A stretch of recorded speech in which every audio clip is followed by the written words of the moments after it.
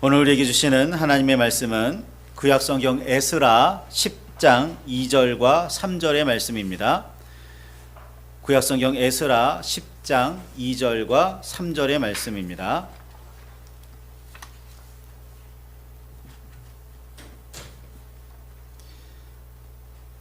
제가 가진 성경은 구약 725쪽입니다.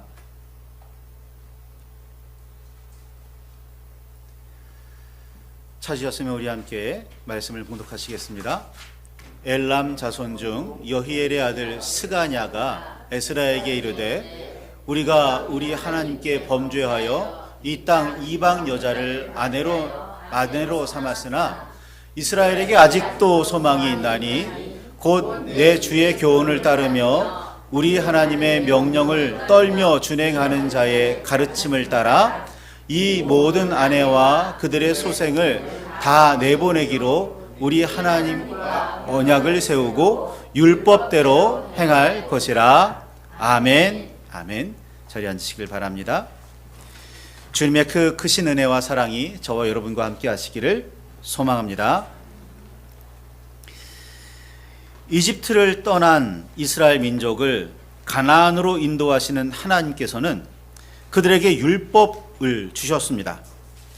10계명으로 대표되는 율법들 중 하나가 신명기 7장 3절에서 4절에 기록되어 있는데, 그들과 혼인하지도 말지니 내 딸을 그들의 아들에게 주지 말 것이요 그들의 딸도 내 며느리로 삼지 말 것은 그가 내 아들을 유혹하여 그가 여호와를 떠나고 다른 신들을 섬기게 하므로 여호와께서 너희에게 진노하사 갑자기 너희를 멸하실 것임이라 라는 말씀입니다. 다른 민족과 통혼하지 말아야 하는 이유는 그것이 시작이 돼서 여호와의 백성이 여호와를 떠나 다른 신들을 섬기게 될 것이기 때문입니다. 그로 인한 멸망은 정해진 죄에 대한 대가인 거죠. 그게 이유가 아닙니다. 이유는 뭐냐면 그 이방 여인들이, 이방 아들들이 유혹해서 하나님의 백성을 하나님을 떠나게 만들게 되는 게, 그래서 하나님께서 말씀하십니다. 이방인들과 통혼하지 말아라. 너도 결혼하지 말고 너의 아들들도 너의 딸들도 이방인들과 결혼시키지 말아라 라는 말씀을 하시는 겁니다. 생각해 보세요. 사람이 살면서 다른 사람과 사귀지 않을 수는 없습니다. 외딴 장소에서 홀로 살더라도 최소한의 교류는 피할 수 없습니다. 가끔 보는 TV 프로그램 중에 외딴 오지에 살아가는 분들, 그런 분들을 만나는, 그런 분들의 삶을 이렇게 살펴보는 그런 프로그램이 있습니다. 근데 보면 어쩔 수 없어서라도, 어떻게 해서라도 적어도 한 번은 사람들과 산을 내려가서 사람들과 교류할 수밖에 없어요. 안 만날 수가 없다고요. 외딴 장소에서 홀로 살더라도 최소한의 교류는 해야 됩니다. 사람은 홀로 살 수가 없습니다. 민족도 마찬가지입니다. 민족도 교류를 해야만 살 수 있어요. 유토피아라는 소설이 있습니다. 거기에서 이상적인 나라로 소개되는 그 나라도 최소한의 접촉은 하며 삽니다. 최소한의 교류는 있어요. 그 나라도. 아주 적게라도 다른 사람이나 다른 민족, 나아가 다른 나라와 교류가 반드시 필요합니다. 할 수밖에 없어요. 그런데도 여호와께서는 말씀하십니다. 다른 민족들과 통혼하지 말아라 라고 말이죠. 교류하지 말라고 명령하시는 게 아닙니다. 통혼하지 말라고 명령하신 거예요. 왜 굳이 통혼하지 말라고 하실까요? 통혼하지 말아야 하는 이유를 하나님께서 설명하시는데, 왜냐하면 다시 말씀드리지만 유혹에 넘어가 여호와를 떠나 다른 신들을 섬기게 될까 하나님께서 걱정하시기 때문, 위험이 있다는 말씀입니다. 사실 유혹에 넘어가지 않으려면, 유혹에 넘어가지 않으면 되지, 그게 그렇게 큰 문제라고 생각할 수도 있겠지만, 이는 생각보다 쉬운 문제가 아닙니다. 자신의 마음이 변하지 않으리라 자신하는 대다수가 대수롭게 여기지 않을 수도 있는 문제이지만, 그러나 생각해 보십시오. 백엔머리 송사라는 말이 있을 정도로 배우자의 말과 의견은 엄청난 영향력이 있습니다. 그게 지나가는 말일지라도 말이죠. 저도 제 아내가 생각하기에는 자기 말 안 듣는다고 생각하겠지만 엄청 신경 쓰거든요. 신경 쓸 수밖에 없어요. 그런데 백엔머리 송사 이거 신경 안 쓸 사람이 있겠습니까? 심지어 이런 말도 있어요. 친구 따라 강남 간다고요. 그 강남이 우리나라에 있는 저 강남 아닌 거 아시죠? 중국 땅에 있는 강남입니다. 당시 한양에서 중국을 가려면 3, 4개월은 걸린다고 해요. 그 험난한 길도, 목숨 걸고 가야 하는 그 험난한 길도 친구 따라 간다니까요. 그래서 사귐이라는 건 굉장히 중요합니다. 누구와 만나느냐, 어떤 사귐을 하느냐라는 것, 이거 신중하게 해야 합니다.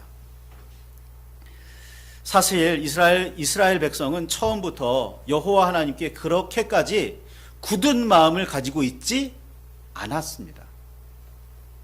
수시로 여호와를 시험했고 따르지 않았습니다. 민수기 14장 22절에 모세가 광야 생활 40년을 돌아보면서 하는 얘기, 저들이 광야에 있는 동안 10번이나 하나님을 거역했다 라는 말씀을 하고 있어요. 하나님께서 그저 그렇게도 이적을 베푸시고 그렇게도 많은 것을 베풀어 주셨지만, 그래도 심지어 10번이나 하나님을 거역하는 그런 일들이 있었다니까요. 그런 사람들이 그런 상태로 다른 민족을 만나 교류하다가 통혼하기까지 하면 어떻겠습니까? 마음이 굳은 사람이라도 다른 사람을 만나다 보면 이게 흐지부지 되거나 흐트러질 수 있는데, 마음이 온전하지 못한 상태에서 이방 사람을 만나 통혼하면 결과는 불보듯 뻔한 일입니다. 가나안으로 향하던 이스라엘은 약속의 땅에 들어가기도 전에 이미 모압의 여자들과 음행을 시작했고, 심지어 모압의 신들에게까지 절하기도 했습니다. 이 민수기 25장에 기록되어 있는 말씀, 사건이에요. 그러니 가나안 토착 민족들과 통혼하지 말라는 율법은 단순히 율법을 지켜라 보다는 여호와의 백성이라는 정체성을 지키기 위해서 필요한 안전장치였던 겁니다. 너희는 여호와 하나님의 백성이라는 사실을 잊지 말아야 한다. 여호와 하나님의 백성으로서 여호와의 율법을 지켜 행해야 한다라는 거죠. 여호와의 하나님의 율법을 지키는 일은 하나님의 백성으로서의 정체성을 지키는 수단, 방법이었던 겁니다. 통혼하지 말라라는 명령 자체는 모든 율법을 지켜 행하라는 하나의 대표되는 말씀인 거지, 통혼하지 말라 그 하나만 말씀하신 게 결코 아니라는 것도 기억하시기 바랍니다. 이스라엘 민족이 여호와 하나님의 율법을 온전히 지킨 역사, 성경을 통해서 찾아보기란 쉽지 않습니다. 바벨론 포로에서 돌아온 유다 사람들도 다르지 않았습니다. 바벨론 포로 기간 동안 유다 사람들은 자신들과 선조들이 여호와 앞에서 무슨 잘못을 저질렀는지에 대해서 깊은 깨달음이 있었습니다. 여호와의 계명의 말씀과 이스라엘에게 주신 율례의 학자 겸 제사장이었던 에스라는 더더구나 이 점에 대해서 남다른 성찰이 있었던 사람입니다. 이스라엘 백성들도 바벨론 포로 기간 동안에 우리가 하나님께 이런 잘못을 저질렀지 깨달았고, 에스라는 더더구나 하나님의 말씀을 깊이 아는 학자로서 더더구나 잘 알고 있었던 겁니다. 그런 에스라가 무리를 이끌고 포로 귀환 공동체에 합류했습니다. 그런 에스라에게 사람들이 찾아옵니다. 방백들이 찾아와요. 그래서 뭐라고 그러냐면, 에스라 9장 1절과 2절의 말씀에 보면 이스라엘 백성과 제사장들과 레위 사람들이 이 땅 백성들에게서 떠나지 아니하고 가나안 사람들과 헷 사람들과 브리스 사람들과 여부스 사람들과 암몬 사람들과 모압 사람들과 애굽 사람들과 아모리 사람들의 가증한 일을 행하여 그들의 딸을 맞이하여 아내와 며느리로 삼아 거룩한 자손이 그 지방 사람들과 서로 섞이게 하는데 방백들과 고관들이 이 죄에 더욱 으뜸이 되었다 라는 말로 고발하는 겁니다. 여호와의 뜻을 받들어 행하지 않아서 하나님의 진노하심으로 그 오랜 세월 포로 생활을 하며 고생하다가 돌아왔던 이 백성이 또다시 여호와의 뜻을 저버리는 행위를 했다는 고발인 겁니다. 더구나 백성에게 여호와의 말씀을 가르치며 권면해서 바른 길로 나아가게 이끌어야 할 책임이 있는 제사장들과 레위 사람들이 이 죄악에서 더욱 으뜸이라는 고발, 이 내용을 들은 에스라의 마음은 어땠을까요? 참담하기 그지 없었습니다. 그 고생을 하고 돌아왔으면서도 여전히 다시 죄악으로 돌아가는 유다 사람들, 앞장서서 백성을 죄 가운데로 이끌고 있는 제사장들, 레위 사람들, 이 상황이 참담할 수밖에 없었던 거예요. 그래서 에스라는 속옷과 겉옷을 찢습니다. 보통 겉옷만 찢으면, 성경에 겉옷만 찢었다는 표현들이 많은데 속옷까지 찢어버려요. 엄청나게 애통했다는 거죠. 머리털과 수염을 뜯습니다. 기가 막혀서 아무 말도 못하고 그날 저녁 제사 드릴 때까지 그냥 멍하니 망연자실 있어요. 에스라가 받은 충격이 그만큼 컸다는 거죠. 저녁 제사 드릴 때가 되어서야 정신을 좀 차리고 하나님 앞에 나아가 무릎 꿇고 기도합니다. 그게 에스라 9장의 이야기예요. 에스라의 기도 내용이 거기 있습니다. 포로 생활을 통해서 정말 이 사람들이 깨달은 걸까? 깨닫지는 했지만 시간이 지남에 따라 잊어버린 걸까? 어떻게 그 엄청난 죄악을 반복할 수 있지? 그러고도 전혀 느끼는 바가 없나? 에스라의 마음은 참담하기 그지 없습니다. 에스라가 겨우 정신을 차려 하나님의 성전 앞에 엎드려 울며 기도하며 죄를 자복합니다. 그 기도를 옆에서 들은 사람들이 덩달아 함께 울며 통곡하기 시작합니다. 그리고 몇몇 사람들이 에스라를 찾아서 가까이 다가와요. 엘람 자손 중 여히엘의 아들 스가냐라는 사람이 대표적인 인물이었던 겁니다. 뭐라고 이야기하냐면 아직 우리에게 소망이 있습니다. 우리가 그렇게 엄청난 죄악을 저질렀지만 아직 우리에게 소망이 있습니다. 라는 거예요. 그러면서 하는 말이 이겁니다. 에스라 10장 3절에 내 주의 교훈을 따르며 우리 하나님의 명령을 떨며 준행하는 자의 가르침을 따라 이 모든 아내와 그들의 소생을 다 내보내기로 우리 하나님과 언약을 세우고 율법대로 행할 것이라 라고 이야기하는 겁니다. 에스라가 그렇게 하자고 한 게 아니라 이 에스라의 통곡을 본 스가냐라는 사람이 이런 제안을 하는 거예요. 우리에게 아직 소망이 있습니다. 우리에게 아직 이 일을 돌이킬 기회가 있습니다. 우리 이 이방 출신의 아내들, 그 아내들에게서 낳은 소생들, 자녀들 전부 내보냅시다 라고 이야기하는 거예요. 더더구나 이 스가냐라는 사람은 아까도 잠시 말씀드렸지만 엘람 자손 중 여히엘의 아들 스가냐입니다. 이스라엘 12지파에 속하는 사람이 아니에요. 이스라엘 12지파에 속하지는 않았지만 이집트를 떠나 가나안으로 가던 중에 이스라엘과 함께 이집트를 떠나왔던 수많은 잡족들이 있었고, 또 이스라엘이 그 가나안에 정착해 살면서 수많은 다른 민족들도 이스라엘 12지파 안에 흡수되었었어요.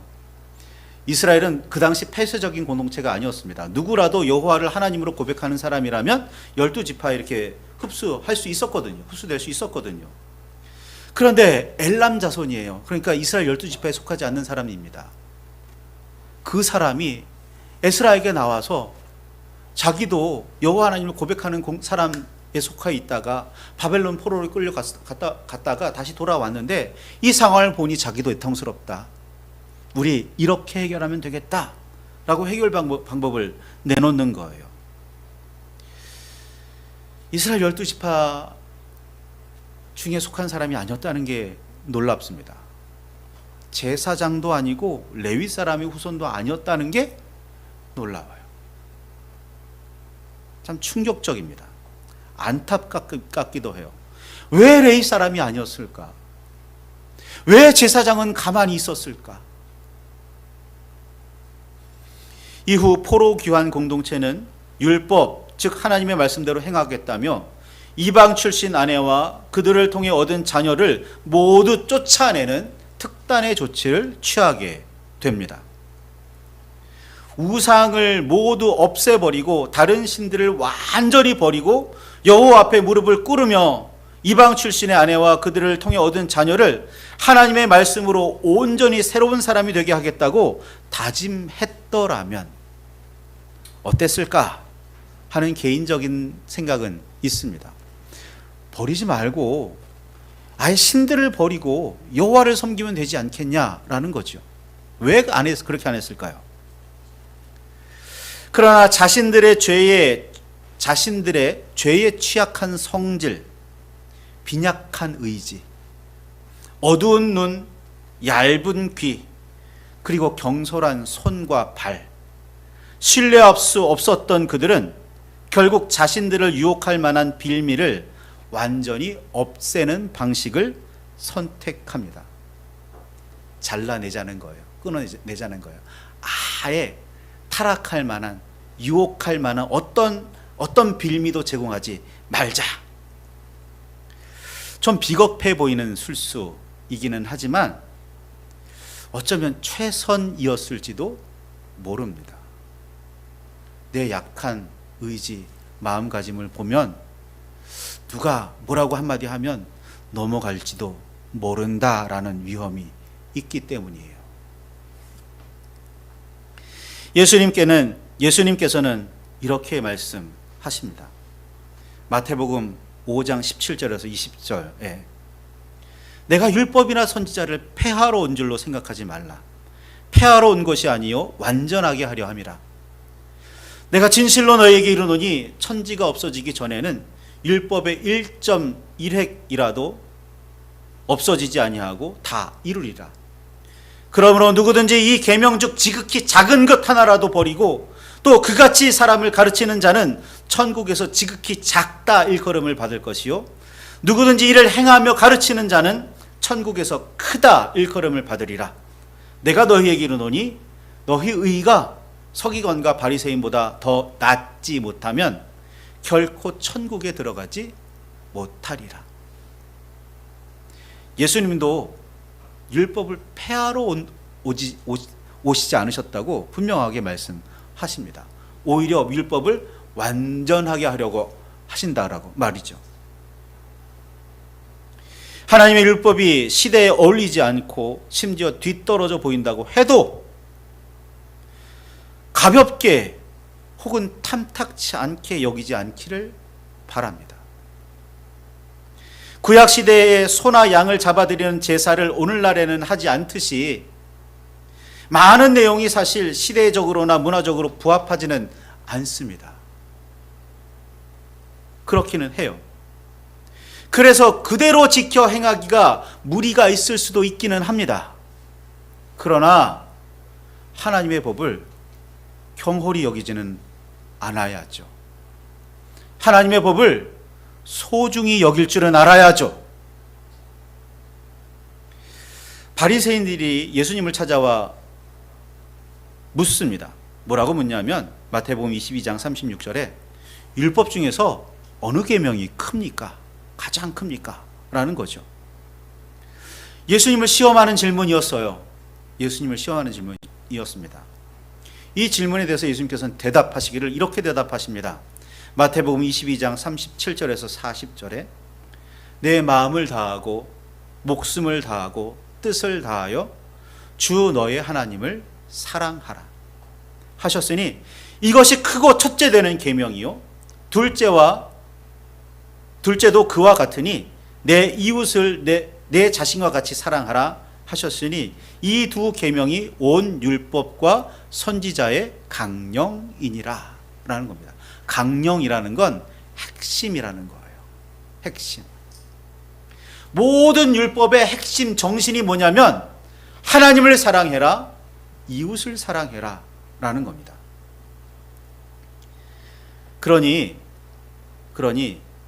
오늘 우리가 분명하게 새겨야 할 것, 율법 준행의 목표는 하나님 사랑과 이웃 사랑에 있어요. 율법 준행의 결과가 하나님 사랑도 이웃 사랑도 드러내지 못한다면 이는 율법을 준행한 의미가 없다고 볼 수밖에 없습니다. 예수님 당시에 서기관들이 바리새인들이 그렇게 율법 지키는데 온전했지만 철저하려고 했지만 예수님께서는 그들을 향해서 회칠한 무덤이라고 말씀하셨어요. 그들을 덜어 독사의 자식들이라고 말씀하셨습니다. 여러분 생각해 보세요. 우리말로 독사의 자식들이라고 기록되어 있으니까 점잖은 말 같죠? 우리 개의 자식을 뭐라 그러죠? 비슷한 말이에요. 독사의 자식들이라는 건 엄청난 욕입니다. 그런데 예수님 입에서 나왔어요. 어떤 사람들에게? 율법을 철저하게 지킨다고 자신하는 사람들에게요. 뭐라고 말씀하시냐면 그 안에 생명이 없다는 거예요. 그 안에 사랑이 없어요. 하나님 사랑도 없고 이웃 사랑도 없습니다. 성전에서 기도하는 두 사람의 예를 예수님께서 드시잖아요. 한 사람은 바리새인, 한 사람은 세리. 두 사람 어떻게 기도하죠? 한 사람은 하나님 저는 율법 잘 지키고 있습니다. 11조도 열심히 드리고 있고요. 지난 한 주간도 저는 율법대로 말씀대로 살았습니다. 저 바리새인들과 같지 않았습니다. 근데 바리새인은 어떻게 기도해요? 주님 저는 죄인입니다. 주님 앞에 감히 머리도 들 수 없습니다. 두 사람의 기도 중에 누구의 기도가 참이냐 진짜냐 예수님께서 말씀하실 때 세리의 기도였잖아요. 율법을 온전히 지키는데 자만함에 빠져 있다면 그게 율법 지키는 의미가 있는 걸까요? 율법을 온전히 지키는데 남을 멸시하고 잘라내고 그냥 없는 사람 취급한다면 그게 하나님의 뜻을 지켜 행하는 걸까요? 여러분 이런저런 법률들이 있지만 결국에 헌법에 일하는 것에 위배되면 전부 다 폐기되거나 고쳐져야 합니다. 왜냐하면 헌법이 모든 그 나라의 법의 정신이기 때문이에요. 그 헌법의 정신을 잃어버리면 그 법률은 법률로서의 가치가 없어요. 그런데 만약 헌법에 해당하는 하나님 사랑과 이웃 사랑의 그 정신을 잃어버린 채 그냥 율법만 지키고 있다면 율법 지키는 게 한다고 천지가 없어지기 전에는 없어지지 않는다고 다 이루어진다고 말이죠. 그런데 중요한 건 그 율법을 지킴으로 하나님 사랑과 이웃 사랑이 드러나야 한다니까요. 우리가 예배하면서 이웃 사랑이 드러나고 있어요. 우리가 하나님의 법 말씀대로 세상에서 신앙생활을 하면서 이웃 사랑이 드러나고 있습니까? 율법을 온전히 지켜 행하는 일은 결국 사랑하는 일이 되어야 합니다. 그렇죠? 사도 바울은 좀 더 강력하게 이야기합니다. 저는 강경하게 느껴져요. 뭐라고 이야기하죠? 고린도전서 13장 1절에서 3절에 내가 사람의 방언과 천사의 말을 할지라도 사랑이 없으면 소리나는 구리와 울리는 꽹과리가 되고, 내가 예언하는 능력이 있어 모든 비밀과 모든 지식을 알고 또 산을 옮길 만한 모든 믿음이 있을지라도 사랑이 없으면 내가 아무것도 아니요. 내가 내게 있는 모든 것으로 구제하고 또 내 몸을 불사르게 내줄지라도 사랑이 없으면 내게 아무 유익이 없느니라. 천사의 말을 하고 사람의 방언 모두 다 할 줄 알아도 소용없어요. 하늘의 비밀 전부 다 알아도 소용없어요. 내 몸을 불사르게 내줘도 아무 의미가 없습니다. 무엇이 없으면? 사랑이 없으면. 율법을 온전하게 지킨다고 아무리 떠벌려도 그 안에 사랑이 없으면 소용이 없는 거예요. 제 개인적인 고백을 하나 하자면, 제가 어렸을 때 다니던 교회에 그런 일이 있었습니다. 갑자기 교회 안에서 막 역사가 일어나서 어린 아이들까지도 전부 다 방언하는 그런 일들이 막 일어나고 있었어요. 굉장히 교회가 힘을 얻고 성도들이 막 부흥하는 그런 시기였죠. 그런데 저는 그 시기에 의문에 빠집니다. 의문에 빠져요. 왜 의문에 빠지냐면, 방언 받았다고 이야기하는 사람이 방언 받지 못한 사람을 깔보는 모습을 보는 거예요. 너 그렇게 기도하지 말고 이렇게 기도해, 이렇게 기도해. 이게 맞아, 이게 맞아. 뭐 그 사람을 잘 지도해 주려고 그런 말을 했다면 저도 뭐 의문을 갖지 않았겠지만, 그 말 뜻은 잘 지도하려는 뜻이 아니었어요. 그래서 제가 의문을 갖는 겁니다. 저 사람이 방언을 받았다는 진짜 은혜 받은 걸까? 저 사람이 특별한 은사를 받았다는데 진짜 하나님께서 역사하신 걸까?